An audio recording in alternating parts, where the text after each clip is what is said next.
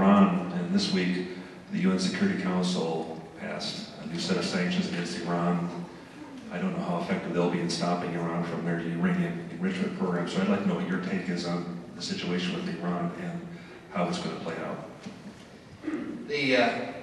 The sanctions were the lowest common denominator.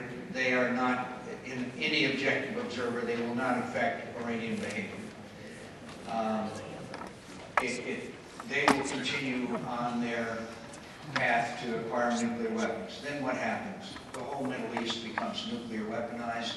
Iran doesn't put a missile on a nuclear weapon on a missile and attack Israel, but there's every chance that over time they get one of these weapons to one of these terrorist organizations like Hezbollah or Hamas, and then it has the most serious consequences. And by the way, every other country in the Middle East will then acquire nuclear weapons. The most unstable part of the world will now become nuclearized.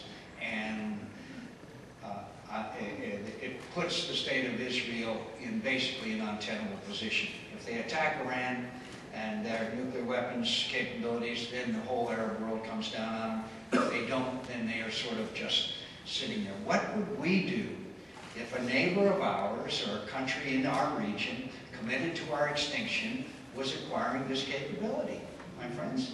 And what would we do if they were lobbing shells into our country, as they did from Gaza into Israel, for a long period of time? I mean, so all I can say is the answer is a democratic, free government in Iran, which will then not have these kinds of ambitions and desires to destroy their neighbors. That's the real answer, not unclenching the fist, not sitting down across the table from Ahmadinejad. It's having supporting the movement towards freedom and democracy, as I was talking about earlier. Yes, ma'am, all the way in the back. You're late. Thank you very much. Would you put some energy, please, into the new ICE policy or the prisons making illegal immigrants at summer camp or a resort? And also, could it be possible that you put some energy into trying to get your colleagues to stop this multi-$100 million funding of the poor Palestinians in Gaza? Yes and yes. And let me ask Paul to make a comment, but my friends, there's a thing called, I think you're referring to Operation Streamline. And what it is, that if you have a multiple crosser, then that person is incarcerated for 15, 30, 60, 90 days. It has been very effective. And I was here in Fountain Hills back 4 years ago in this very same room, and I wore a military uniform, and I was the commander of Task Force Yuma. And that's exactly what Senator McCain's talking about is streamline. That's where anybody who comes across the border, they're illegal, that they're not just catch and release, what's called VR, voluntary return, that literally there's no punishment. You just get a shower and a meal and back south of the border to try the next day. And that's what's going on right here. We're part of the Tucson sector. The Yuma sector, and this is part of Senator McCain and Kyle's plan, ended catch and release in Yuma. That's why there's nobody crossing down in Yuma anymore, because you're held for 14 to 21 days. That's a deterrent in itself, but then you go before a judge slams the gavel, and then you're formally deported, which means it's a kiss of death, which means that you come back to the United States illegally, you go to prison for up to 2 years. Nobody will come across Yuma now. Back in 2006, when I was here, there were 136,000 border crossings in the Yuma sector. You know what it is today? 7,400. Over 95% security in the Yuma sector.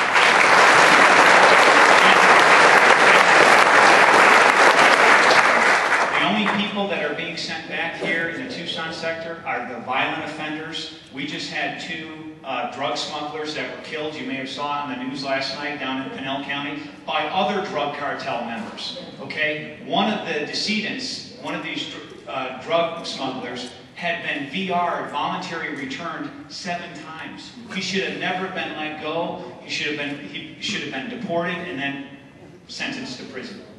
That's got to end.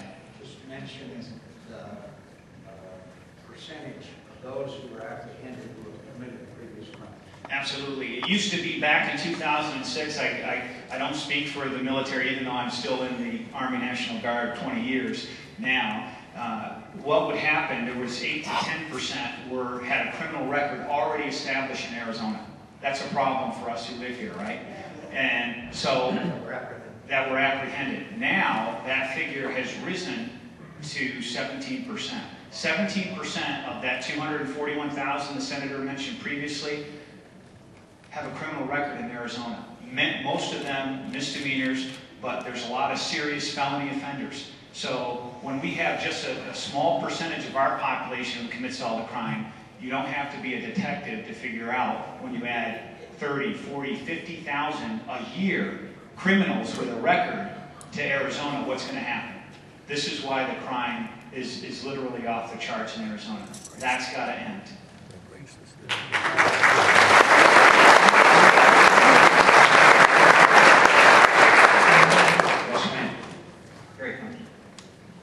Thank you. First of all, I want to thank you for your service and all of the rest of the veterans that are here. My father served during the World War II in the Pacific and was in the military National Guard for the rest of his life. And I thank you for your service. I've got some things to say that some of you aren't going to like.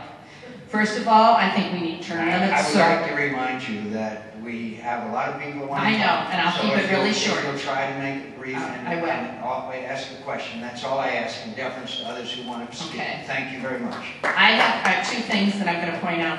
Good. One, I'd like to see that we have term limits, sir.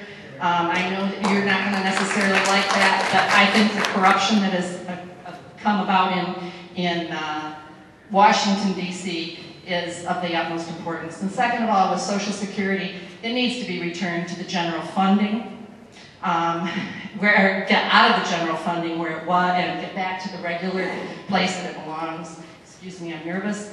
And in addition to that, people who... Can I say, I don't want to rush you that much. Take your time. Please, seriously, take your time. It wasn't intended for men who fathered children at age 52 to receive $900 a month in Social Security fundings when they reach 62. That wasn't the purpose of Social Security. And there are so many other things that have been added to our Social Security fundings that it's taken away all of the money that's supposed to be going to our senior citizens. I was self-employed for 30 years. I paid double. I paid employee and employer. And it would be a sacrifice if we lost it. We have to stop the entitlements.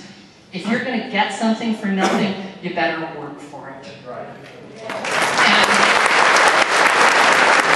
so many people are entitled and go out and vote just for more entitlements. And those of us that are supporting them are sick of it.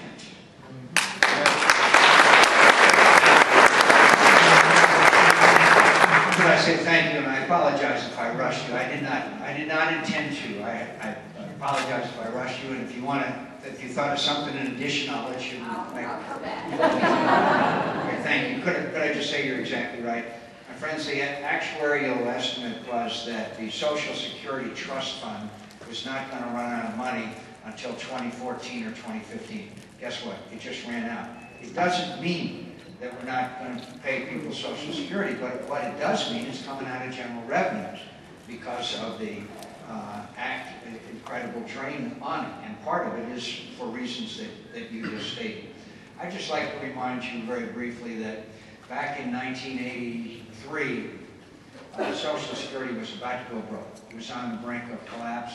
Ronald Reagan and Tip O'Neill, a liberal Democrat and a very conservative Republican, sat down together and they negotiated, and we did save Social Security for about 20-some years. We're going to have to sit down together and make sure that people preserve their benefits, but at the same time, not lay a burden on future generations of Americans as well. Unfortunately, this administration is governing from the far left. They are not right of center, which is America is right of center, and they have not sought to sit down and negotiate anything with us, and maybe after next November they will be forced to.